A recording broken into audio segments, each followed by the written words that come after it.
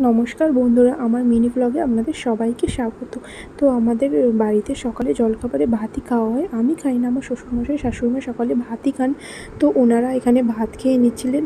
আর বাইরেটা দেখো বন্ধুরা, কি গরম, কি রোদ, বাপরে! উফ, অসহ্য গরম।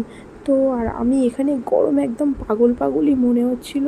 তো আজকে এখানে আমার দুপুরে এঁচোড় আলু দিয়ে ঝোল হয়েছে, একদম লাল লাল ঝোল, দারুণ। আমার শাশুড়িমা আজকে এঁচোড় আলু দিয়ে ঝোল করেছেন। আর এখানে আমি একটু চিয়া সিড খেয়ে নিচ্ছিলাম। এটা আমি রাতে ভিজিয়ে রাখি। তো এটা আমি পাতিলেবু দিয়ে চিয়া সিডটা আমি সকালে খাই, মানে তাই একটু ওয়েট লসের জন্য খাই। তো তারপরে আমি এখানে স্নান টান করে একদম ফ্রেশ হয়ে নিয়েছি, একটু শান্তি। স্নান করার পর যে কী শান্তি! তারপরে আজকে আমাদের মেনুতে ছিল ভাত, ভাত ছিল। তারপরে এখানে আর একটা বাটিতে ভাত ছিল। তারপরে আজকে তো দেখিয়েছিলাম এঁচোড় আলুর ঝোল হয়েছে। তারপরে এখানে ছিল উচ্ছে আলু পেঁয়াজ দিয়ে ভাজা। আর এখানে ছিল সমস্ত সবজি দিয়ে একটা ঝোল। গরমে একদম হালকা পাতলা খাওয়াই ভালো।